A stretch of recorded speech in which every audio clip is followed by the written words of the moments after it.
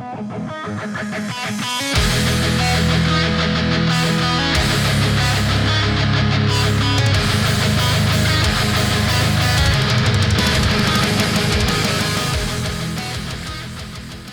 is up, everyone? Welcome to another episode of the Sunday Slaughter podcast. I'm joined today by my regular co-host, Charles. What's up, man? Whoop, whoop. And I want to thank you, Charles, for holding down the fort last week when you covered Lannisters. I really appreciate that. I was surprised that there wasn't overwhelming comments saying, where is the better Chris? Since Chris Eustace joined in on the podcast last week, but the silence makes me think that he probably did a pretty good job and people enjoyed him. How do you think it went, Charles? Yeah, man, I had a great time hanging out with Eustace. We chat in some of the Discords, obviously, as we mentioned, the NRG server. And again, for all you guys who are possibly abroad, check out the Grand Tourney and the Northern Round Gaming's channel. Those guys are trying to do big things over there to bring the game back a little bit and really up the presentation of the game. But no, Chris was a ton of fun. We had a lot of laughs at the lore and cracked a few jokes about the World Cup and some other stuff. And all the way around, it was a good time. We did miss you, man. We did miss you. Whether they commented or not, I think people were still probably in shock. I'm just glad that we didn't lose subscribers to the channel in the time you were gone. I was a little worried about an exodus, but overall, I think we held it down. Yeah, and if you're listening, Chris, thank you again for jumping in there. But today we are going to be talking about the last faction visions that came out, and it was Night's Watch. I have been waiting for a long time for them to finally release this new deck. I think there's going to be a lot of people that are excited. There's going to be a lot of conversations going on around the changes that happen, especially around NA, because North America, for some reason, love Night's Watch. They run them competitively. I know that from my local game shop because Lord Commander Bob, who's a friend of the show, he's won 3 tournaments with them. And I like them for what they are. I prefer elite factions. Also to mention, they were the easiest to paint. So I was very excited to get them on the table just because it only took me about a month to paint every unit. What did you think about their 1.6 version, Charles? They're actually who I almost bought. When I was going to consider buying an army off the shelf, nobody was playing Night's Watch in my local meta, and I like the models, as I mentioned before. I got the Free Folk used, and I was like, oh, Barbarians, Rangers, Woodsmen's my aesthetic. That's cool. Night's Watcher Rangers, and they have mounted archers and the same aesthetic, really, right? So I was down for them before. I did like their elite kind of mid-range. They had a lot of mid-range skirmish units. I thought they were good. They suffered into super top tier Starks, and that was really the only thing that held them back, honestly, because they had some pretty gross lists into Free Folk, so they had some decent Free Folk matchups. They just really had a problem with the long bomb value charges of Starks, or else they would have been more competitive in general. So I think they were okay to good in 1.6. I think they're looking real good in 2021. And for all of you people who are going to make fun of me if I play any Night's Watch as a Free Folk player, I'm just going to let you know that eventually the Free Folk man the wall when there's not enough Night's Watch people in the lore. And as a lore connoisseur now, after hanging out with Chris, I can hang out and man one of the castles with my Free Folk dudes wearing black, played as vets and crossbowmen and things like that. But it's still, the point is, I can still do it, damn it. You don't have to convince anyone. I'm not going to judge a single person if they want to start playing Night's Watch because... No. Donald Noye himself, the Iron Cairo, is going to come flying across the server the minute I put a Night's Watch unit on the table. Bet. Like a goddamn Kool-Aid man, he's going to pop up and be all up in my face. And I'll have earned it, probably, because I'll probably have baited him before that. But still, doesn't change the fact that's going to happen. I got the impression they were a good faction for people to start the game with. A lot of the card triggers were easy to play. Lore-wise, how can you not love Jon Snow? It was just a good faction to bring people into the game. They did suffer, like you said, against high activation Starks, but my meta never really saw that until some of us played on TTS and we brought that meta into our local game store. But that's not to say that they couldn't be competitive. We've seen that in the World Cup. we had an individual named Claw who took them pretty far.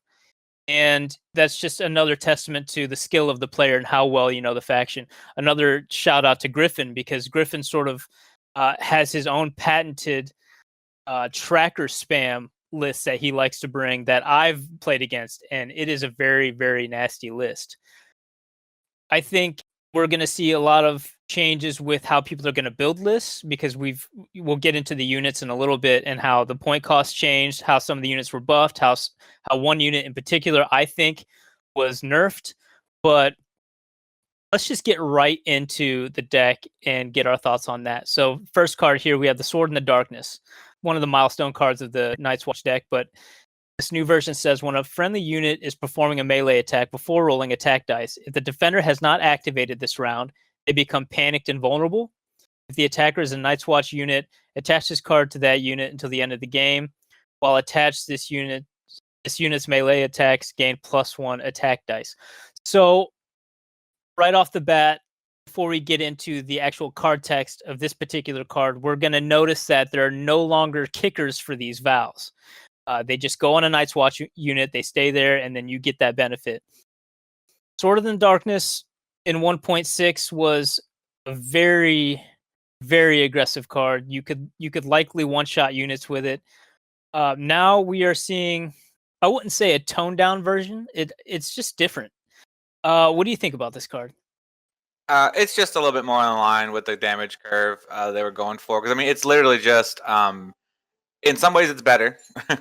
In that it technically adds another token. Tokens are fine. The old one was if you had swords, you got +2 dice. This one, you just always get +1 dice. So every other turn, your opponent denied you the swords, unless you had one of the other attachments and things that you count as having multiple zones, right?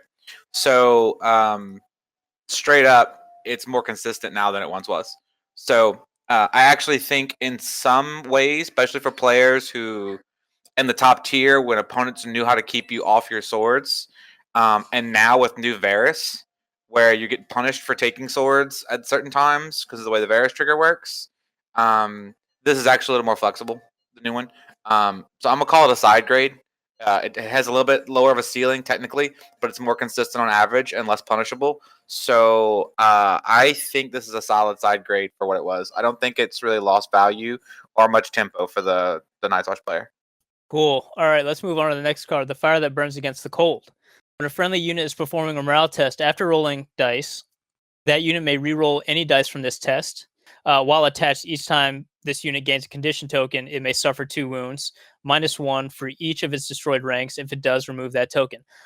The old Fire That Burns Against the Cold was a minor feels bad if you were playing against it. There were plenty of times when you really needed to spend that panic token or the vulnerable token. It was essentially a no card for tokens. But now we are seeing something more along the lines of worth the risk that we've seen within the neutral faction. I actually like this card. I'm only saying that because I do play Night's Watch, and it seems like a very valuable card to have.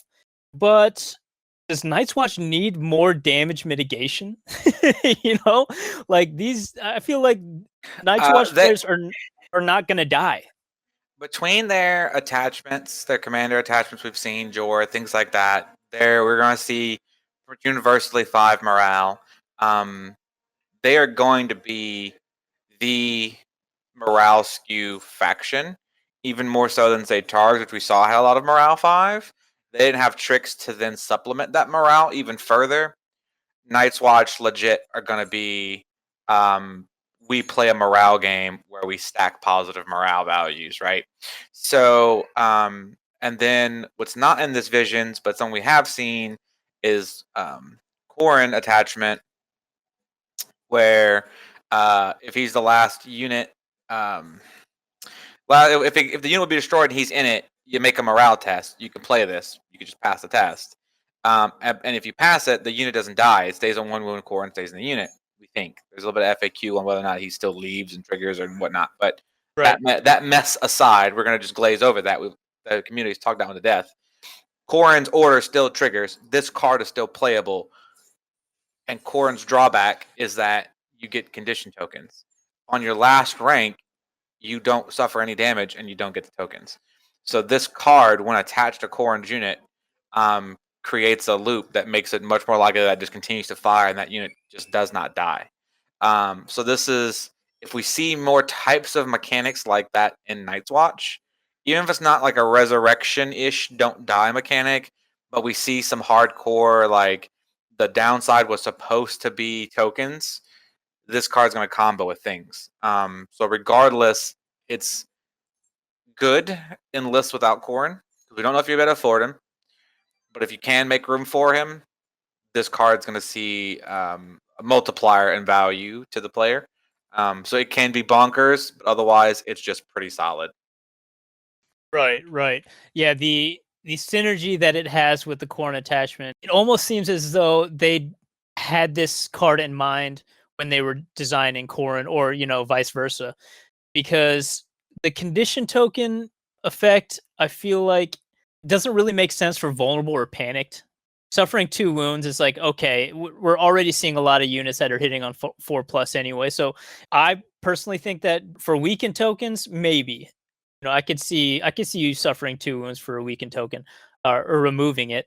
Also, if let's say Vargo is prevalent in the meta, removing that weakened token when he attacks, or when he activates, would be nice as well. It's an interesting card when you think about the old version. I also think in some matchups it's going to have a little more value too, because we have seen some token manipulation and token play as part of faction identities. Like Right. Baratheons just dump tokens around, but they don't have a whole lot of damage output in their faction units. We all know that Stannis has always been and always will be good in Bastard Girls, especially now they got better. But in core Baratheon units, we still don't see a high damage output throughout most of the game, but we see a ton of token manipulation. So this could be a very strong early game card where you take a little bit of damage because they're not likely to spike on you, to where you can make sure you out tempo them by not being weakened, like you said, right?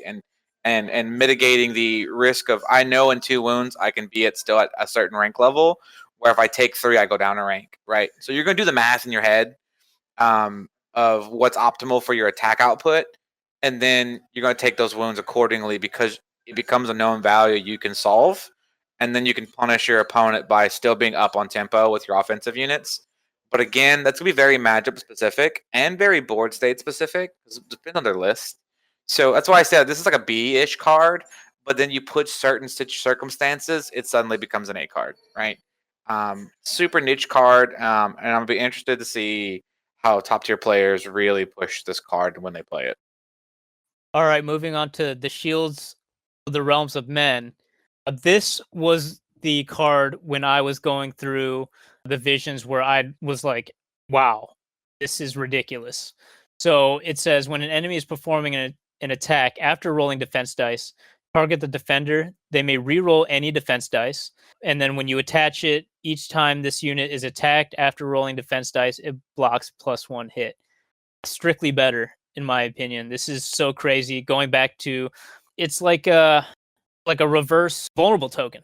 I mean, it is, right? And technically, this is after rolling defense dice, which is actually after the vulnerable is spent. You can trigger this. So it's a weird timing window. There's actually a couple of weird timing windows with these cards that need to be. Veteran players are most positive they know what the windows are, but they are a little muddy for newer players. So this deck actually got a little harder to play out of the box as far as good for new players. It's a little iffy. But yeah, I do think this is actually better. Just straight up blocking, one hit again without a zone, so you just always get a bonus on your block. We're gonna see they have some decent defense values on like vets at 4+, swarm bros at a 4+. That's a 50-50 that you then make a handful of them, then reroll the rest and then put one on the stack. It's pretty strong.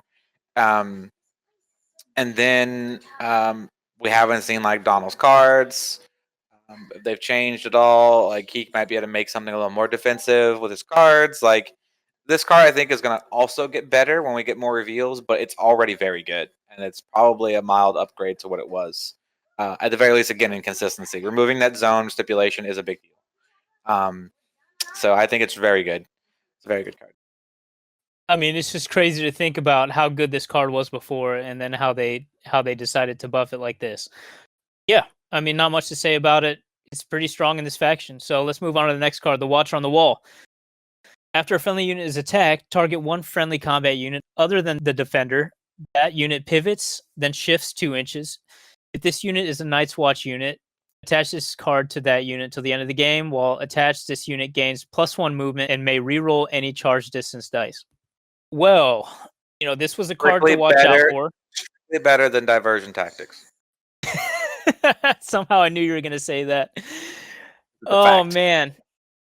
Especially when you consider when we get down to now as Watch has ended later, you're going to realize they haven't really lost the Watcher on the Wall effect. And they gained this instead, right? Like, they basically got rid of something else. The Juggle Out of Your Graveyard card, right? And they basically attached it. They kind of combined it, the draw cards, sack this, return a card situation card, whatever it's called. Let me look real quick so I can quote this accurately here. The Horn That Wakes the Sleepers, right?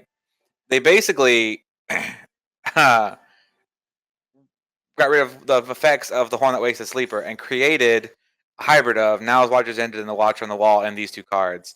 Where basically they got their own diversion tactics, and then Now as Watchers Ended is the old Watcher on the Wall, basically.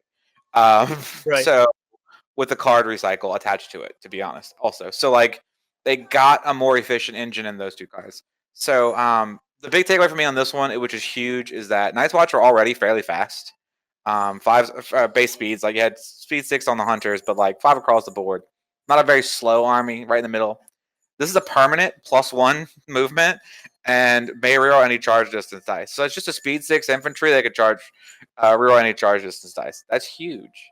And that's cute. It's huge. And then it's on any attack. It's not on melee. It's on attacked, so it's ranged units. There's no no range increment either between like within short range or within long range of the unit that was attacked.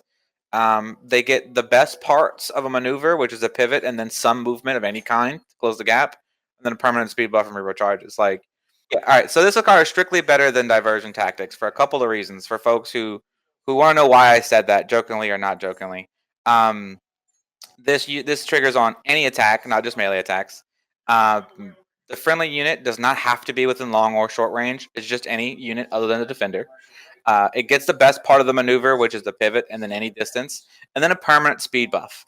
Whereas and the unit doesn't have to already be activated. Diversion Tactics has all those other stipulations to get just this much stuff, right? And then they still didn't lose what Watch on the Wall was, because we're going to see it's basically baked into it now as Watch has ended. So this is a huge card. This is a big boy card right here. It's going to always do work in every game.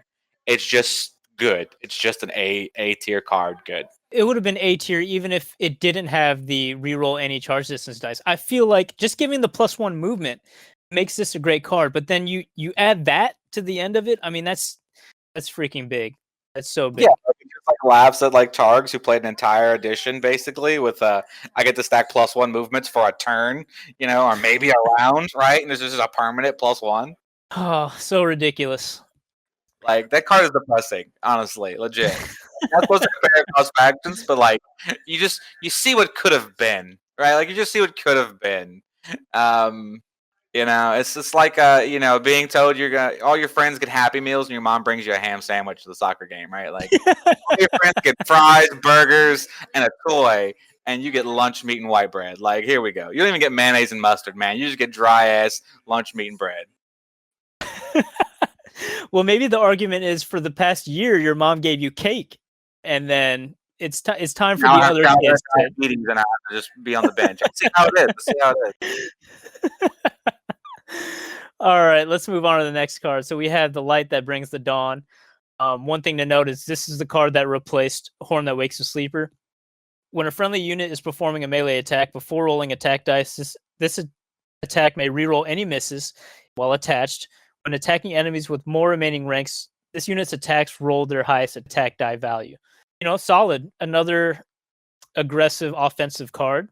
probably the card aside from Now's Watch has ended that's hardest to trigger when you attach, but cool. Rerolling any misses, sure. That's always valuable. You mentioned before with the new terrain changes, hindering always is a disorderly charge, so you'll be happy to have this when you attack. No, it's a good card. And like I said, I don't even think this replaced Now's Watch has ended. Now's Watch has ended basically. Not Now's Watch has ended, but Horn That Wakes a Sleeper. Horn That Wakes a Sleeper is basically baked into Now's Watch has ended. They basically got rid of the reactivate, and they gave you 2 pseudo activations in these cards. They're actually in Watch on the Wall, and Now's Watch has ended. So like the tempo of Horn That Wakes a Sleeper is absolutely still there in those 2 cards. This card is just kind of an addition to the deck now because they streamlined 2 other cards, so they made room. I think it's fine. I don't think I think the bottom is actually more relevant than people are realizing because this card now has more as an increase in value on like turn 4. Like if you draw this a little bit later in the game, it's better. Like most of these reroll misses cards are good on the charge because you can get rid of the charge bonus, right? It's not auto disorderly. It's no charge bonus. Because if it was auto disorderly, you wouldn't play the card. But so that's an important difference to make. But so if you deny the charge bonus for a number of reasons, there's more than one mechanic. You get your rerolls, which is where most factions card only does that. So it's really good on the charge and not great elsewhere, or prolonged fights that we're not sure we're going to actually have yet. Right. Because of the way the bottom of this is worded, if you get alphaed, or you get shot up on the approach and things like that, or it's in the mid game and you're outlasting these opponents with these cards like we mentioned, the core and combos with the fire that burns against the cold and things like that, where you're just like living on one rank and you're outstarking the Starks mechanic at this point. This card is going to let you punch up with looking at Sworn Bros. You're looking at 7, maybe 8 dice, depending on what's attached to them, right? Hitting on 3s with Sundering, and you can cause people to be vulnerable, right? Right. You start taking those things into account. Um, so so the other thing to realize too is that while this has a melee trigger, at the top to play the card, everything on the bottom just affects attacks. So if you moved this card with, and now his watch has ended, to a unit of crossbows, which we're going to speak about crossbows later, they're going to attack on their highest attack die value, shooting into anyone with more ranks than them, right? So if they're a little banged up or something and they're shooting and things like that, you can really get to these max ranks values in weird ways now in Night's Watch. Like, this is a weird tech card that's going to be bigger than people realize because of the way the other cards play. Question about the timing here. Let's say you're charging into a unit and Swarm Brothers are down to last rank. When you play this card, does the effect of rolling the highest attack die value happen before you roll your attack dice? Yes, based on current FAQs and the way the game has been explained, and then the combat section hasn't been changed across editions, so we have reason to believe that FAQ still stands, is that the entire card resolves before you actually pull the dice together and roll the dice. It's the same reason you're also going to get the +1 attack dice from Sword in the Darkness. Before rolling attack dice, resolving the card is still in the step where you assess how many dice you have. Therefore, you get the whole grip of dice and you throw them. So, like, you make the charge. You're in the step that's like determine dice amount. That's actually when this gets played. You resolve the card completely, including the attach. Yeah, Mickey, there's some windows there, but basically it still affects all the dice.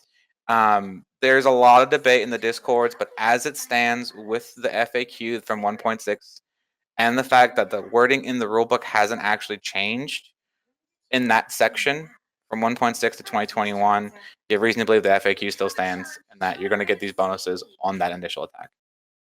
Hey Mickey, you're in chat right now. Do you want to hop in and just give your quick thoughts on it?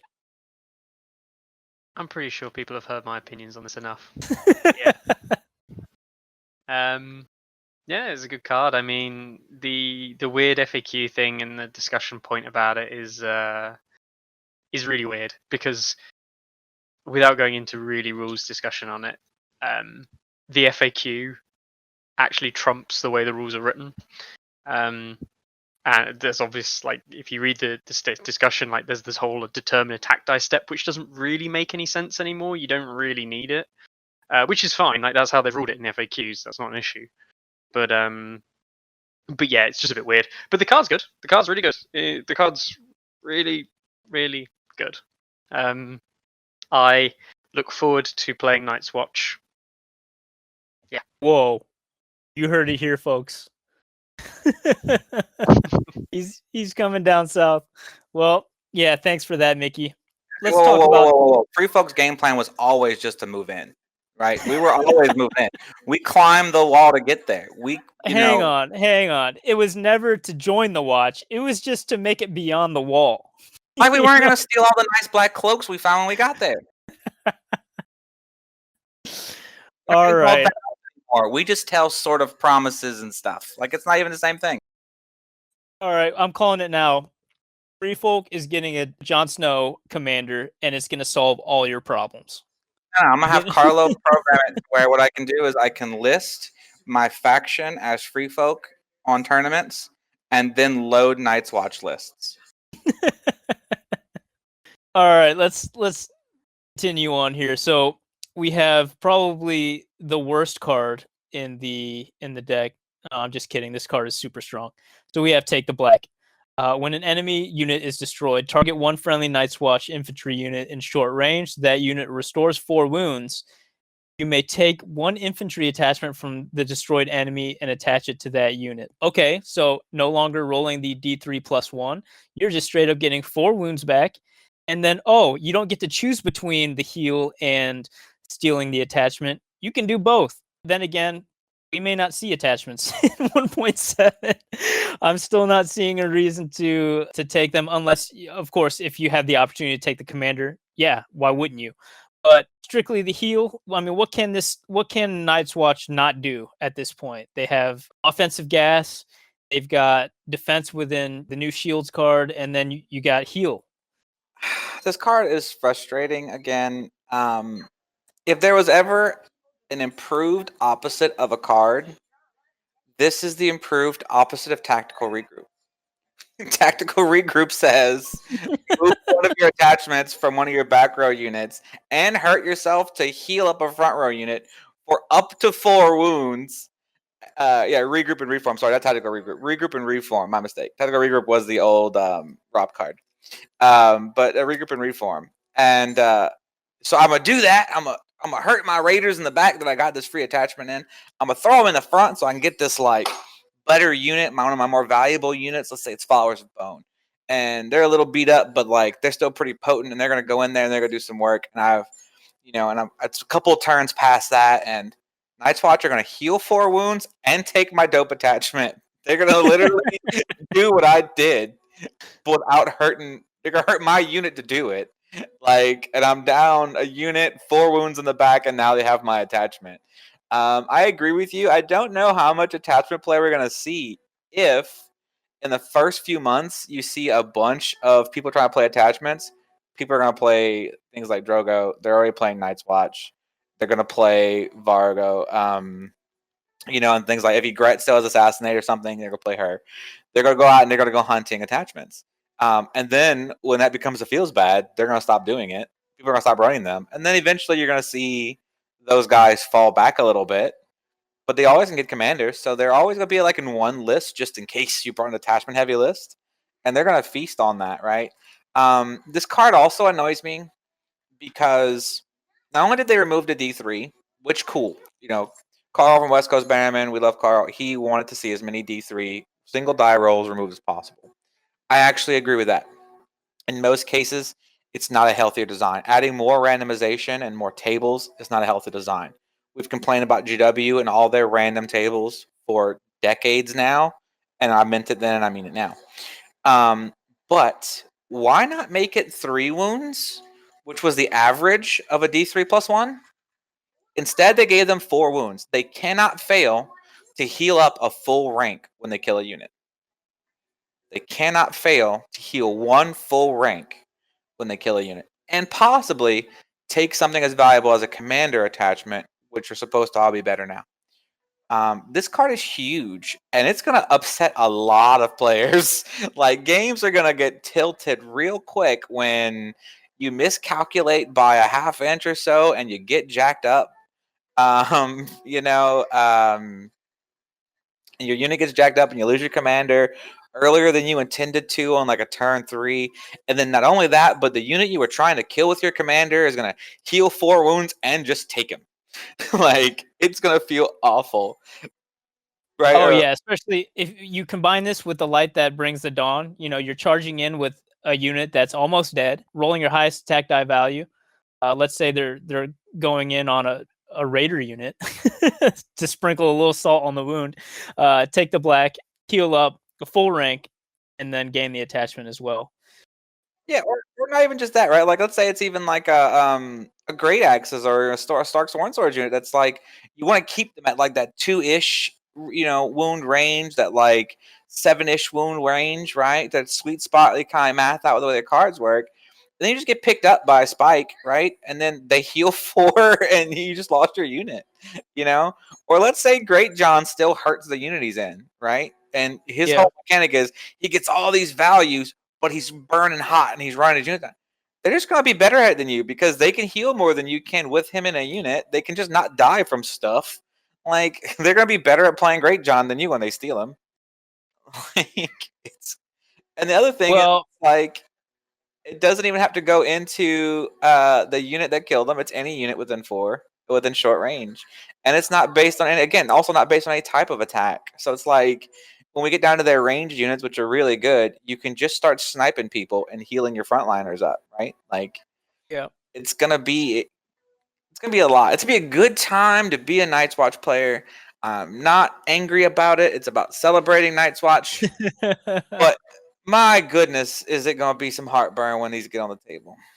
Yeah, and I'm just gonna empty out the salt shaker here, and I'll stop ragging on you for being a free folk player because I do feel bad. But if we see a meta where people are afraid to take attachments, guess what faction has attachments baked into their faction identity? You know what I mean? Like that just is crazy to me that free folk have that. I didn't think so at the time, but now looking at this Visions with Night's Watch, it's mind-boggling. It's a lot, fam. It's a lot.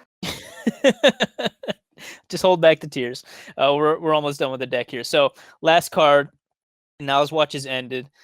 I've said it before. Every faction has the on destruction card trigger, but this one says start of any turn, attach this card to a friendly Night's Watch unit.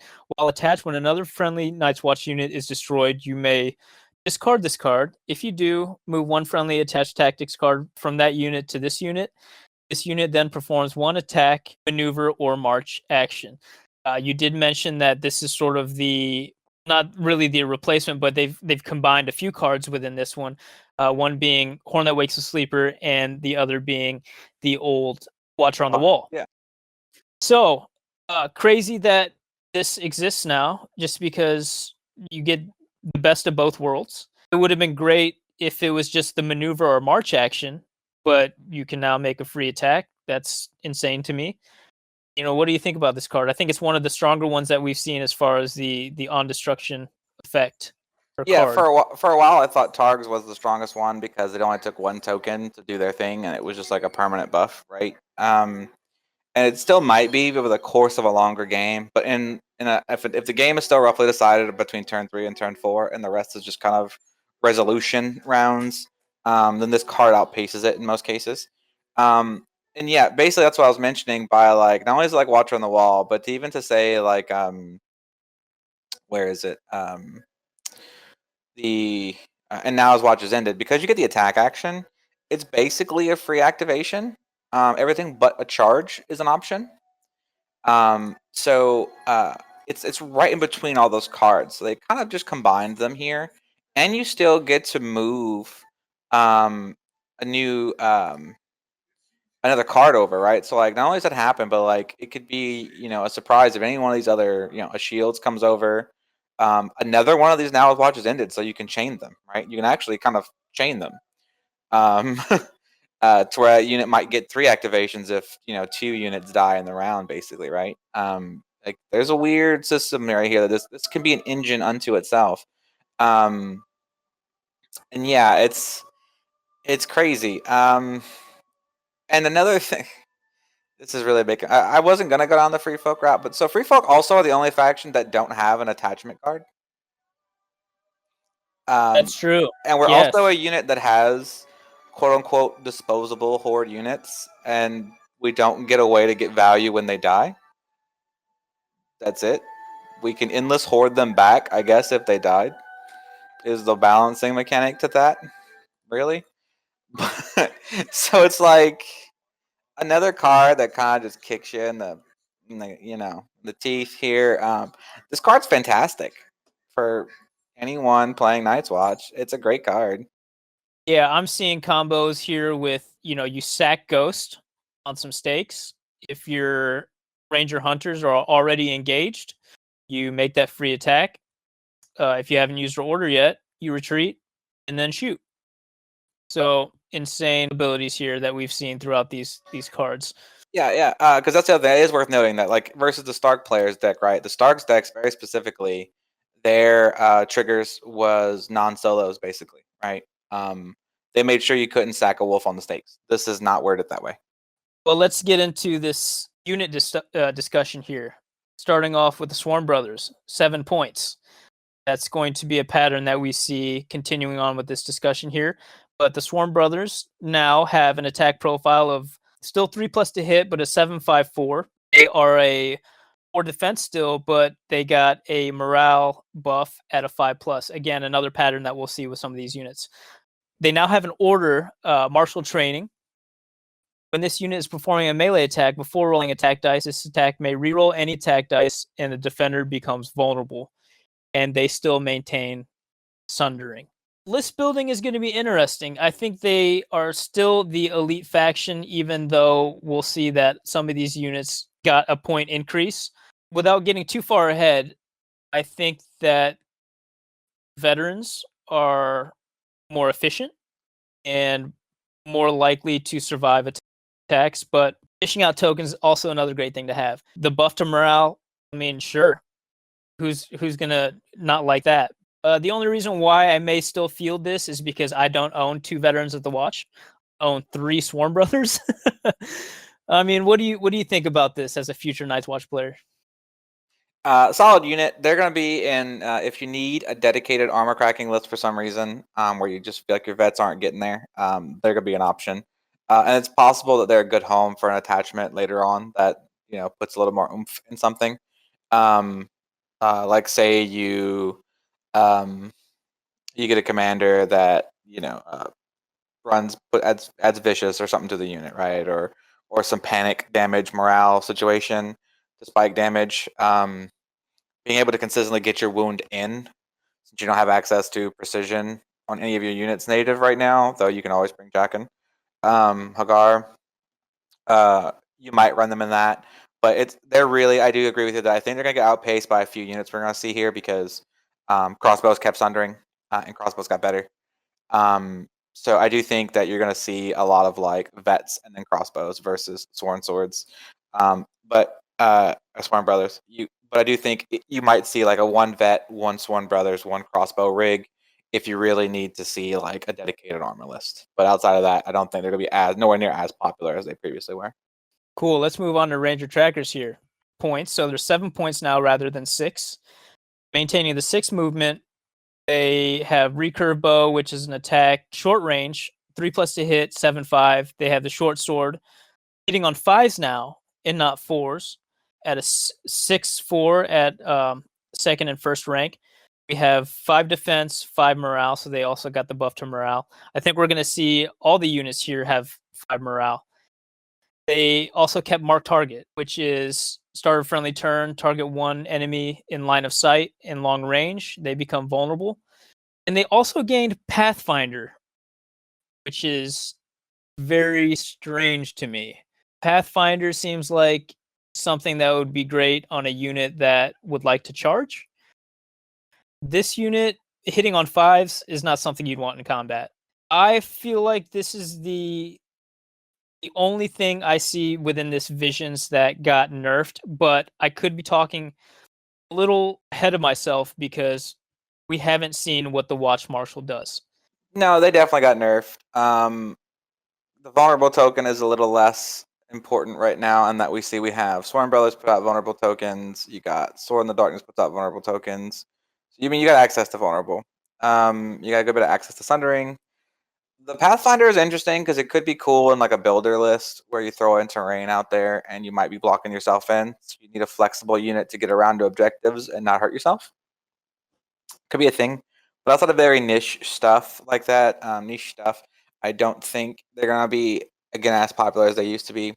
Putting them on a 5+ instead of a 4+ melee is a big deal because before you could like kind of harass people and then charge and then tie something up in a meaningful way. Now you really can't. That takes away a lot of what they did. And at their point value, looking at the other combinations of things we already know in print. So for all you people, well, we haven't seen everything. You're right, but I've seen a lot.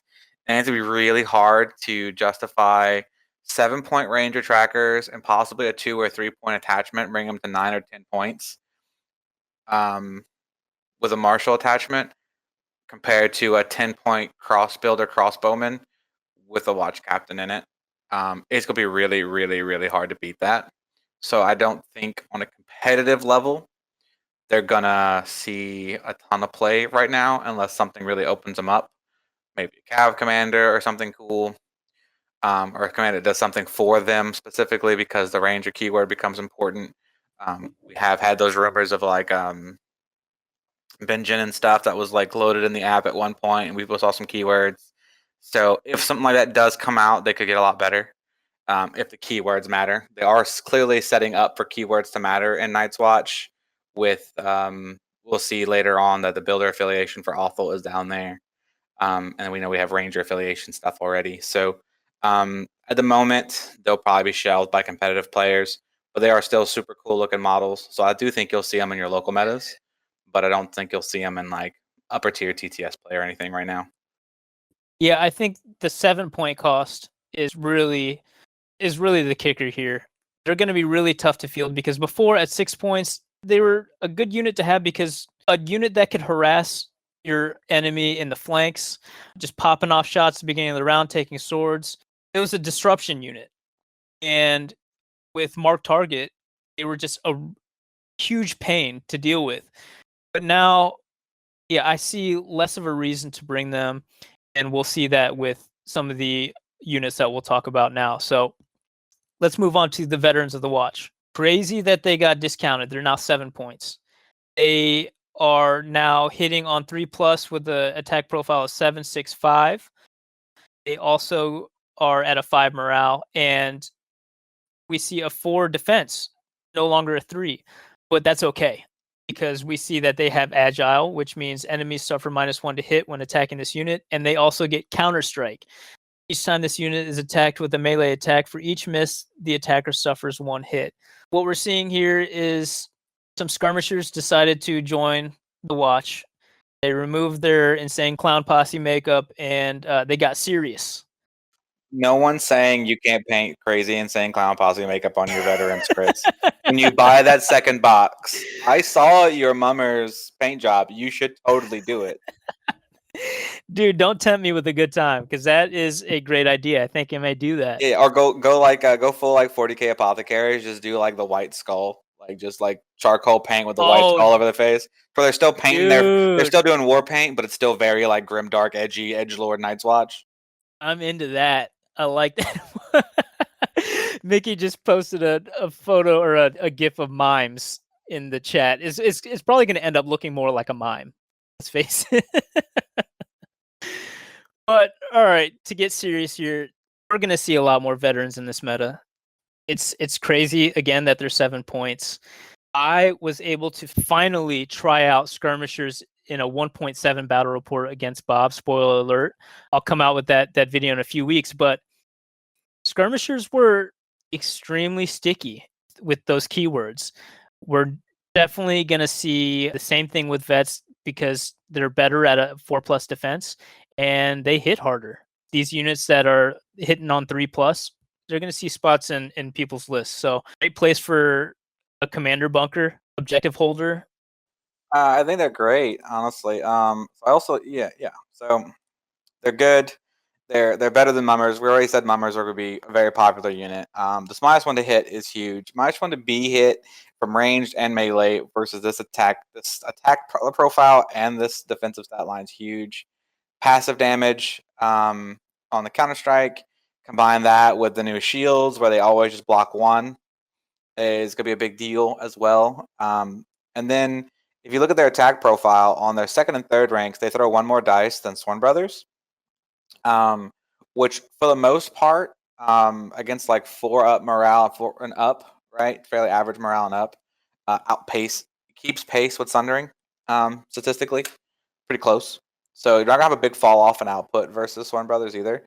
So this is kind of where we start to see the problem, and we're gonna really see it with the crossbowmen of them all being 7 points, because now all I have to do is solve which one's more efficient, and I know which one to bring.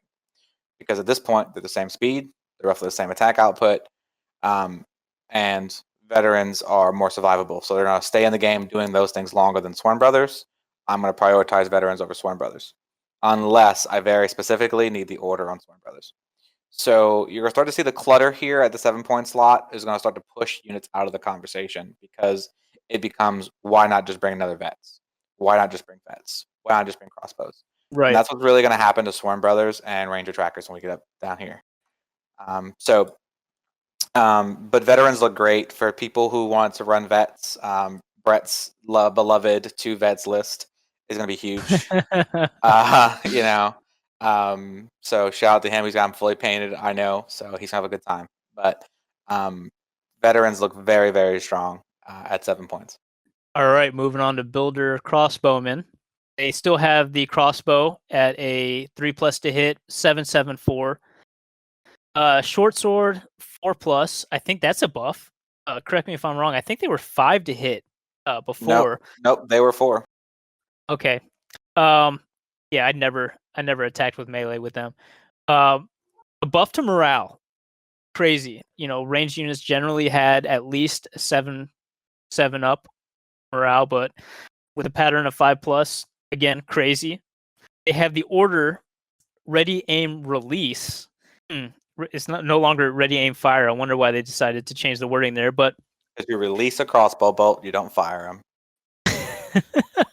It is accurate, actually. It's accurate. All right, gotcha. So when an enemy performs a charge action on this unit, before resolving that charge action, if you're charged from the front, this unit may perform 1 ranged attack action on that enemy. They maintain Sundering, but they also gain reroll attack dice when attacking enemies in short range. Crazy buffs we're seeing here. We're also seeing the importance for cards that shut off orders. This is a unit to be reckoned with. I don't really know why you wouldn't take a unit of crossbowmen for 7 points. What do you think? So here's the reality. Just like Lannister crossbows were always good. They were always competitive. You saw them in Lannister lists. You saw them in Night's Watch lists. Carlo had a legendary run in the TSL with Builder Crossbowmen.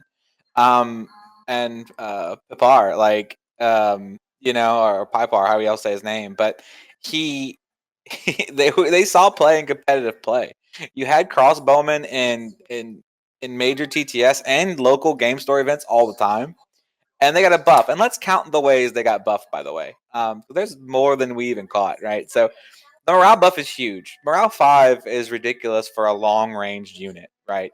Keep in mind, there are some factions, free folk, that have no long-ranged options at all.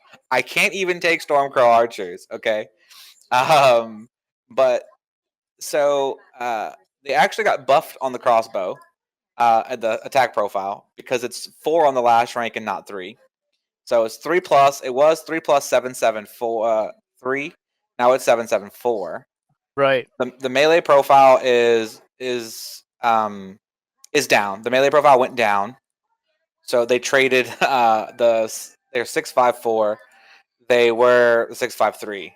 Or 543, they were 653. So they swapped some of the dice around, and that's kind of roughly dice averages, but they gained one where it mattered, which is the last rank of crossbow. The morale buff is huge. The order is the same. Rerolling attack dice, though, when enemies in short range, is huge on a ranged unit. Rerolls on a ranged unit is insane. And we hinted at this in the Lannister episode. If Lannister crossbows get this too, that's fantastic for Lannisters. Because they do have the units to get stuck in and screen to where your crossbows can shoot within short range. They just do. So you can just sit there, and you have things like poor fellows, for instance, their high morale, they can just not care about them shooting the melee. But so can Night's Watch. You can shoot into Vet's melee and not care. They're on a 5-up check, right? Like, it's not a big deal. So this unit is insane. So you take into account the Watch Captain, which we don't have in this spoiler here, but they did give it to us in the Christmas spoiler, which basically has an order that lets you take another attack, as well as take it at a +1, either your max rank, your next rank up, or a +1 die on the attack. He is 3 points though, so that's the thing. But you're looking at 8 dice, 3+, long ranged for a 10-point unit that can activate twice, possibly 3 times with their order, possibly a 4th time with Now His Watch Has Ended, a 5th time with the swords. With the swords, a 6th time with Walder, and possibly a 7th time if you use Now His Watch Has Ended to bring another Now His Watch Has Ended over and another unit dies. So this unit, the joke of crossbows go burr because they're just a machine gun unit is a very, very real meme. But more importantly, they're still reliably at 10 points going to throw 2 to 3 attacks around at 8 dice on 3s with Sundering and possibly rerolls. That's insane. And as I mentioned, you can also do things like possibly move over. Let's say you use Now His Watch Has Ended. You can bring over the Light That Brings the Dawn, and maybe they have taken some damage and they're on their 2nd rank, right? Or whatever. Maybe they failed some panic checks, or you got some cav into them and they just lived through that. You can start attack at your highest attack die value as well there, right? So you have other tricks that still apply to them in the deck as well, so they can just get better. It's pretty crazy. And that's not even counting things like Varys shifts and other tricks to get them in and out of that short range, maybe to get the rerolls and keep them safe and stuff. Like, crossbows got a hella glow up, and they got the bastard girls treatment. They were good, didn't need to get better, but got it anyway. Yeah, it's insane. You place this unit in front of or behind hindering terrain. Sometimes you just have to deal with this unit, and if you're charging through hindering, you get no rerolls, you're getting shot. Best case scenario, if you're charging into them, you're only taking maybe 4 wounds. But then, that's less attack dice when you go into them. And with their better morale, you may not even take them down a rank. No. At least before their morale at a 7, you'd be able to do some damage, and then they're just stuck engaged. But now, like, not only do you still have to deal with this unit, you're not going to do anything when you charge in. Yeah, you're not. You're it's likely to crazy. just die. People have been quoting Brett a lot lately, but because we love him and it's his favorite don't faction. say it. But this unit punishes you for playing the game. Yeah, there it is. But for sure. And the other thing here, so interesting thing for strats too. This opens up. I do like this point though. I have contested for a long time that the default terrain deployments people stuck with, even in 1.6, of where would Corpse Pile go for both players, was not always the right answer. And that was knowing that was one of the things that separated top tier players from the mid tier players and bubble players. Because in the top tier, you see a lot of different terrain placement based on the matchup and the game mode. Just kind of knowing where they need to manipulate lanes and how. And one of the big things people say, the first response in the communities about this unit was, we'll just hide behind the New Forest. New Forests are real good. New Forests are real good. New Forests can only really fully screen line of sight from one unit. Basically, you can't hide your whole army. But something that the Night's Watch player needs to be keen on is that they can just always choose, if they want to be the player who chooses terrain. But so, never mind. That's a different point. But So they can always choose their side of the table to have favorable terrain because their deck doesn't care about zones, right? So they have the Right. flexibility of, especially if they place first terrain, they just place a bog widthways right in the middle of the table, and you can only put forest to the outskirts, right? And they put their crossbowman right in the middle, and they can see the whole table. Right. You're not able to hide from 'em at all. They can 100% guarantee a kill lane for their crossbowman.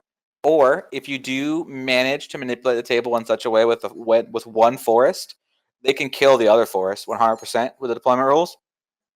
And then because they don't really care about having certain zones on the big turns, like turn 3 or turn 2, and the new hand cap size, just farming letters aggressively like they used to also doesn't matter. They can just defer and be like, I want you stable side every single game and guarantee advantageous placement of where the crossbows get to go.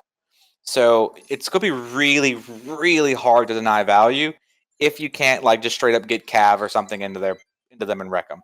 Hakars, outflank aggressive units from Greyjoys and stuff have a shot, but at the same time, Night's Watch have Watch on the Wall and Now's Watch has ended. So I don't know how viable that's going to be actually, right? And let's see if Ghost is any good. They can screen. Like it's gonna be real weird. It's gonna be real hard to deny this unit. Just like it's gonna be real hard to deny the next unit. Let's talk about it. So we have Ranger Hunters, 7 points. Attack profile, a short range Hunter's Bow, which is hitting on 3+, 754, and then Swift Strike hitting on 3+, 754. They're still a 5 defense. Now they have the 5 morale boost and then quick fire. So after this unit completes a maneuver or retreat action, this unit performs 1 ranged attack action, and then Swift Strike. So after this unit completes an attack, this unit may perform 1 retreat action. 7 points. I think that's the biggest takeaway here. Don't want to get too far ahead because we're going to talk about another commander that could possibly go in this unit. That is going to be very nasty and very aggravating to play against. But, what do you think, Charles? People are already super excited for dervishes. Similar mechanics like this. Swift Strike has always been good. Quick Fire has always been good. Hitting on 3s is always good. This is as aggressive as attack profile as it gets. They're speed 6 and they're 5/5 morale. That 5/5 defenses. No matter what, this unit would always have been good in 1.6 at 7 points or now at 7 points. This is just a good unit. And then we go down a step further, and we're going to see Donald Noye, as you mentioned, who's going to turn this unit up to 11. And yeah, you're going to get a lot of work out of this unit in a lot of matchups. Do I think it's going to be as abusable as like crossbows, where you put them with every commander, and vets, where you put them with every commander and go? No. But there's going to be obviously some circumstances where they're really problematic. So let's just go ahead and hop into the commanders that were spoiled, and let's talk about Donald, because I feel like it makes most sense since we just talked about Ranger Hunters. Loop anyone in, Charles, on the discussions that have been going on within certain channels about this combo here. So, all right. So, 1.6, people already hated things like Rob, where you could charge a unit and Rob can do tricks where he could disengage and things like that, and you couldn't do anything, right? Your just charge is dead. So basically that's what happens here with Swift Strike and Separate Charge. You put Donald and Ranger Hunters, you charge. Donald's order triggers before your attack triggers. He attacks. Then Swift Strike triggers because that's the melee profile of the Ranger Hunters. They retreat. You lose your charge. You've completed that part of the charge. You no longer have a legal attack target. That activation is pretty much done. However, they also, because they did a retreat action from Swift Strike, get to use their order and just shoot you. So you're going to charge, and then you're going to get shot twice. You're hit twice at 7 dice with a 3+ check. And that's possibly sundering if they have bags, because we have to see the first zone buff here in the faction. So, we keep talking about how we have these super annoying units, and the contrary answer is, well, yeah, you can just ignore those units. We thought Rose Knights were busted, but you can just ignore them. That was true because game modes also allowed you to ignore them, but now that game modes are a little tighter, commanders score double points, things like that. ignoring units with commanders in them that can punish you is going to be increasingly more difficult in 2021. So this combo is pretty aggressive. It's also going to be very hard to turn off. We mentioned things that turn off orders and abilities. Most of them do it after, like Zorses don't work on this case, because Zorses will blank the ability when they attack. These things happen before the attack. They're disengaged, and then you don't get to attack, therefore you can't blank them. Subjugation of Power on Lannisters triggers on the unit's activation. This is not the unit's activation, so Subjugation of Power doesn't work. Tyrion, uh, um, no, Tywin NCU does work because you can just crack at any turn and blank a unit. So, there's actually not a ton. Stannis moving a token and blanking them would work. But there's not actually a lot of interaction with this. You're just going to eat this in the face and feel bad about it. And it's only a 7-point unit because the commander's free. Yeah. I mean, it's a good point that you mentioned.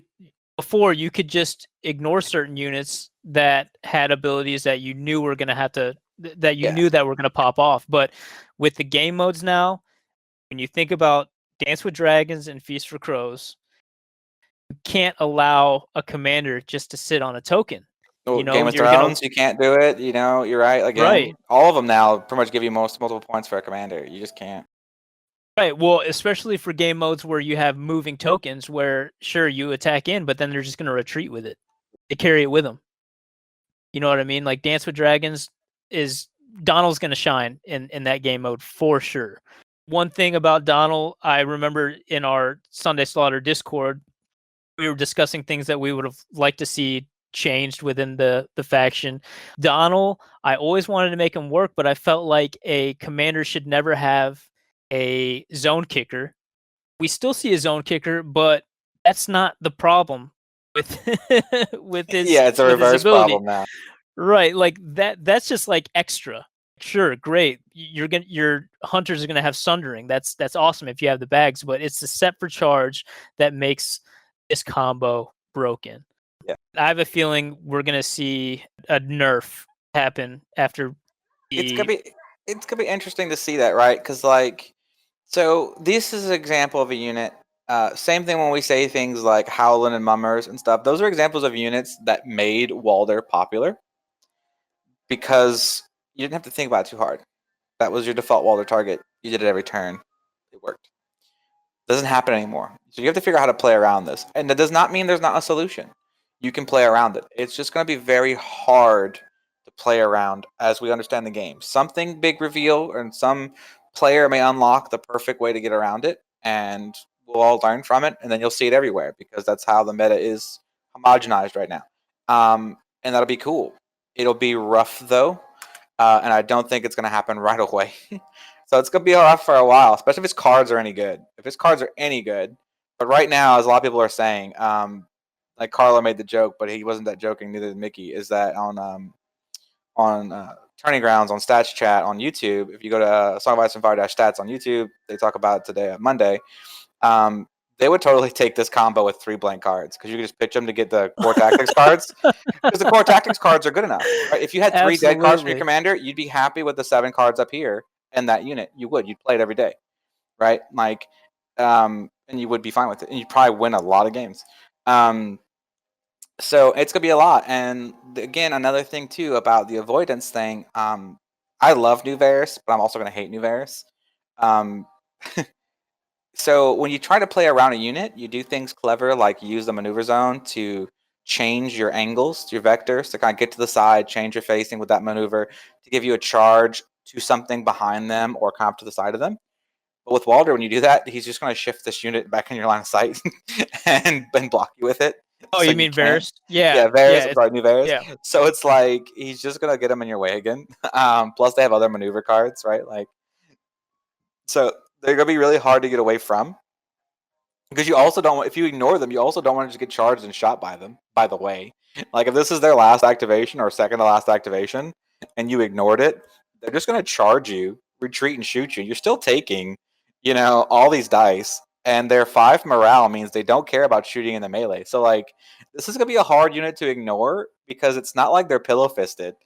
These 14 dice on 3+, possibly with Sundering, into your flank if you try to ignore them, is gonna suck.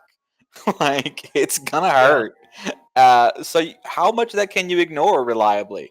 Because here's the thing. Let's talk about they don't have a great armor. You know they're gonna be bad on honed and ready. No, they're not. You're gonna stay on your node and honed and ready. You're gonna stare them down. He's gonna charge you, hit you, retreat back, shoot you, still cover the token, and still score 2 points. Like, and Or you're just gonna kill you and then play take the black. yeah. Well, that's the next activation. So on turn 2, he does what I just mentioned. On turn 3, he kills you, takes your commander, and just looks at you funny. You know, like it's gonna be real weird. It's gonna be awkward, man. So Well, all right, we've slid down the standard rainbow that we like to stay on when we talk about these visions. I don't want to seem too negative. Things are still early. I'll just say just one thing before we move on to the other commanders. I feel like Set for Charge needs to go back to charging from the front. yeah, because that is the other thing. It now also works on the flank. That is the other thing that I didn't even point out. Like, if you tried to jump them with the flank charge, you still get punished. Right, and when you have factions like Free Folk with Jarl, if Jarl stays the same, or Greyjoys with Outflank, those would be ways to deal with Donald, but why would you even try to outflank at that point? You know, like it's just it's crazy. All right, let's move on and quickly go over these other 3 commanders here. We have Jon Snow. He gains boldness and courage. Each time this unit attacks, if it has full ranks, it gains +1 attack die. Otherwise, it is treated as having +1 rank for attack dice. He also gained Rally Cry. Each time this unit performs a melee attack before rolling attack dice, target one other friendly unit in long range. It restores 2 wounds. I believe that was an ability that Eddard had in 1.6. So we're seeing another way to get heals from this faction. Jon Snow, always a crowd favorite. We'll see with his cards that haven't been teased yet if they are going to change much. But I'm also seeing the wording on the cards that we can read on the front side have not changed. So we have For the Watch, It Shall Not End, and Stand United Brothers. The big one to point out is It Shall Not End. Just from the name of that card, it's going to be some kind of zombie-like effect, possibly preventing his unit from dying. I'm also surprised we don't get to see Ghost along with his card, but I'm guessing it's not going to be much different from the change that we saw within Greywind. I think he's still fine. He's a fan favorite. In the On the Table podcast, if you guys haven't checked that out, Michael Chanel and Fabio talk about the faction on there with Chase. That was a cool little chat. They mentioned John's going to kind of have a support role, and his cards always were that. So I don't think that identity has changed. So I think you're dead on with the It Shall Not End to My Death probably being roughly the same. He's another commander that I don't hate in Hunters because you charge in, you heal a unit, you get the bonus attack, and then you retreat out and you shoot, and both of those attacks were on 8 dice, and you healed somebody for 2 wounds. But he's also good in vets and other stuff too. He's a solid all around attachment. I'm sure his cards are fine. His heal is also within long range, which is all you ever need if you're infantry tray base. Like that's most of the table.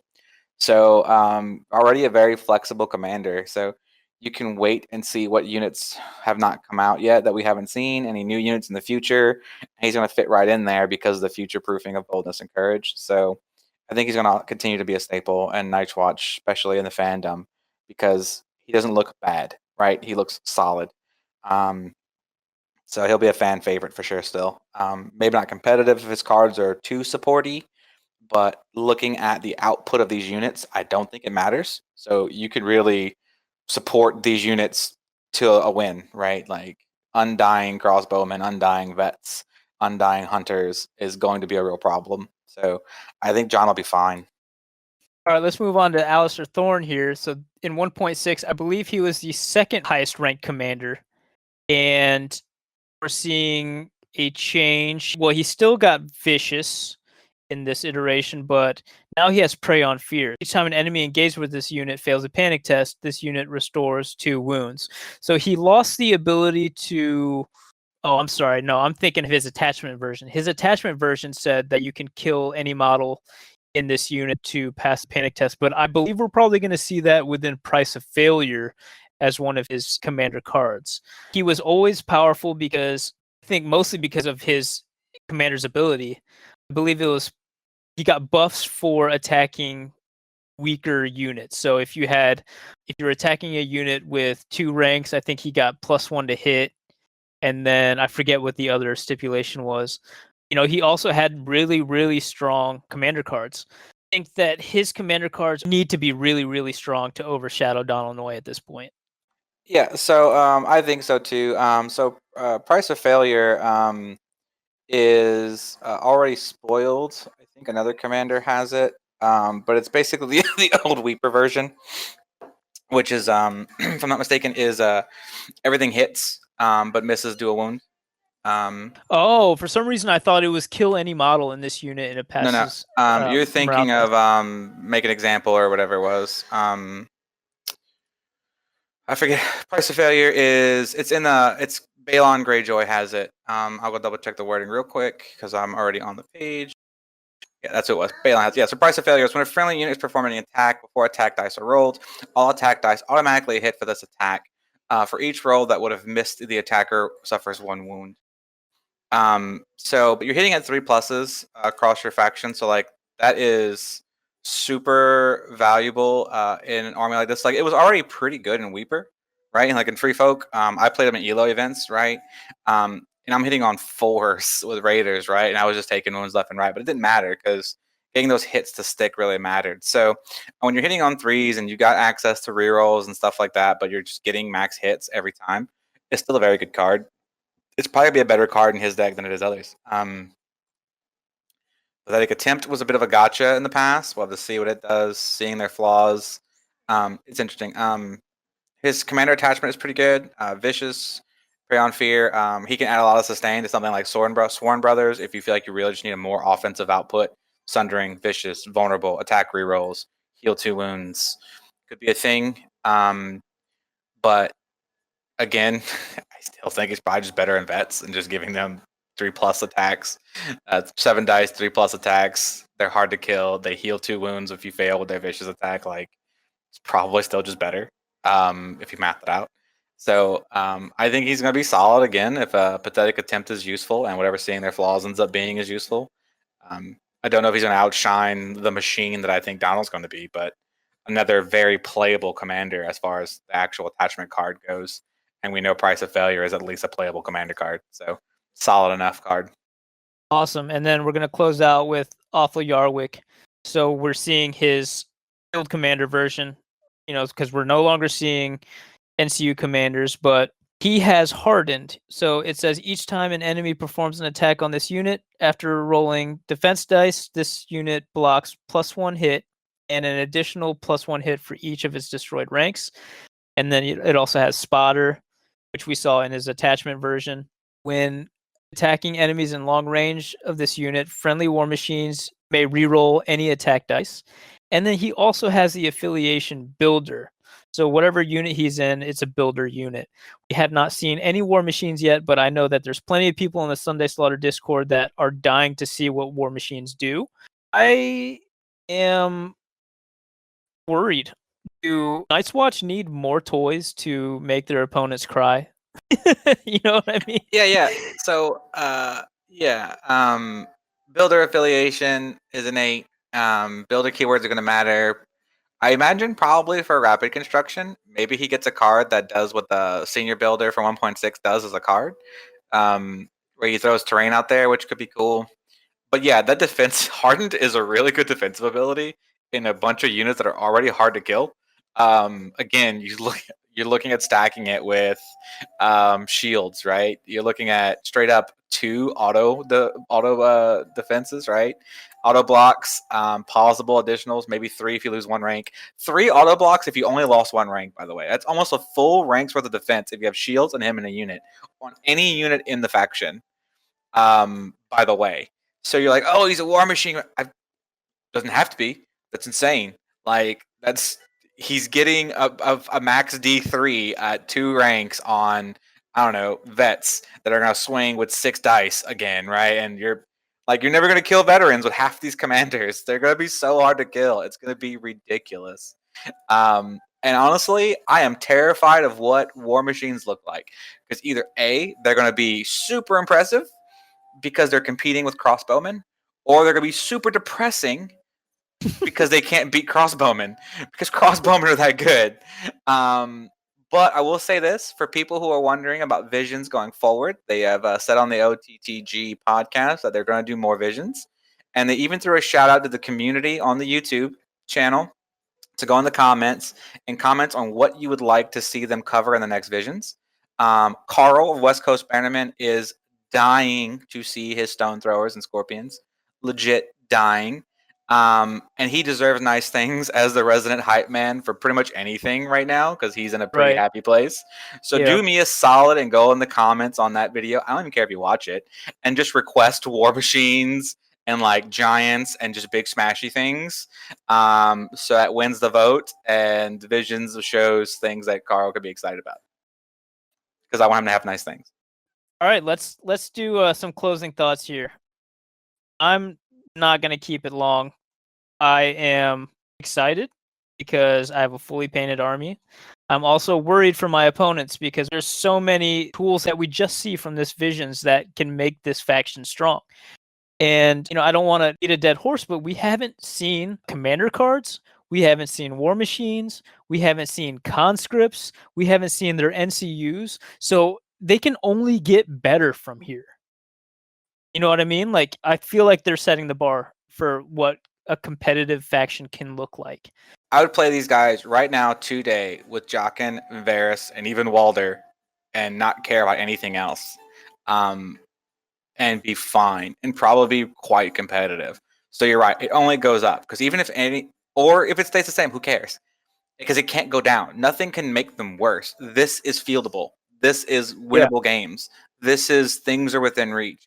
And as you mentioned, we haven't gotten to their cheaper activations. We haven't gotten to a Watch Marshal. We haven't gotten to Ghost. We haven't gotten the conscripts that were originally at 4. Probably, even if they go to 5, who cares? It's a 5-point unit when everything else is 7. You still have neutrals. You can, in fact, just take Stormcrows or Cutthroats or something. Who cares? To fill in if you need if you need activations, because you can take neutrals. We don't normally do it in Night's Watch, but again, who cares? They're just there to screen for your hunters to do work and everything else. So, like, this faction is in a great place right now if you're a fan of Night's Watch, and they're terrifying if you're not. They're going to be relatively competitive no matter what happens from here, because this is just a lot of base value. It is what it is. So it's a good time to be a Night's Watch player, and if you got a sucker in your meta who's selling out of the game, buy them off of them. Yeah, good luck with that. They were so hard to find in 1.6 for a good bit. I think a couple months. Like, I lucked out because there was a player that sort of got out of playing the game, and he was like, "You want to buy it for?" I'm not going to say how much I bought it for, but I was like, "Absolutely, definitely want to get it." And we got like 2 starters and stuff at my shop, so it's available at my shop.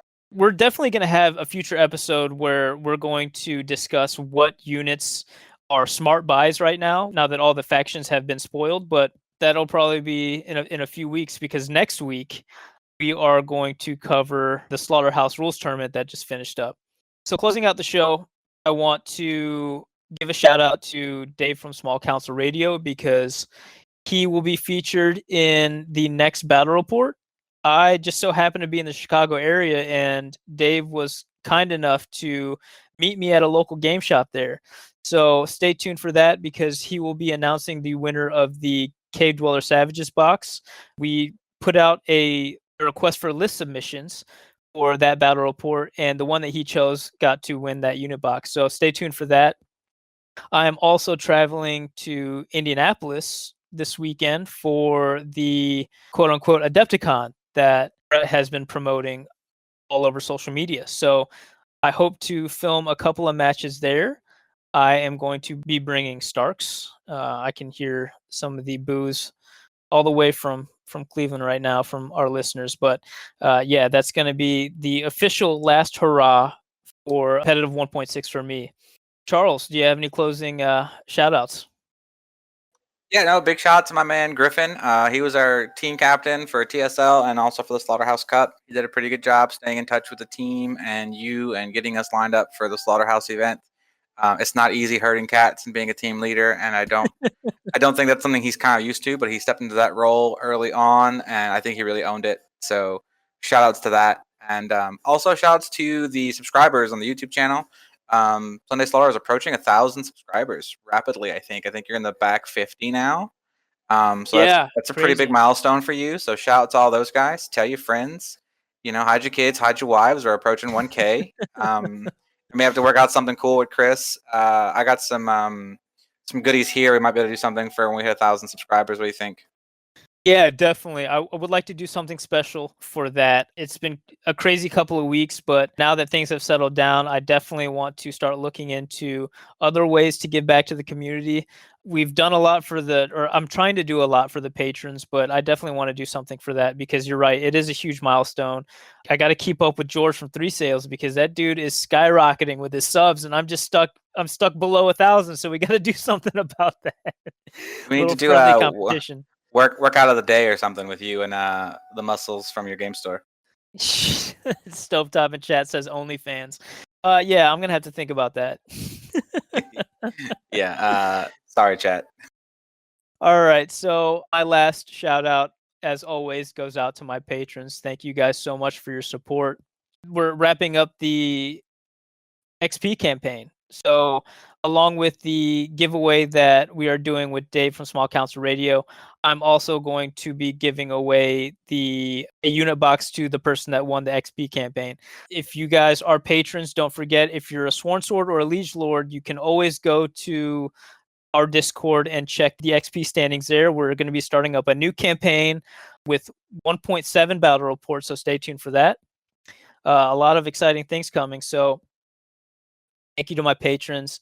And I think with that, we are out.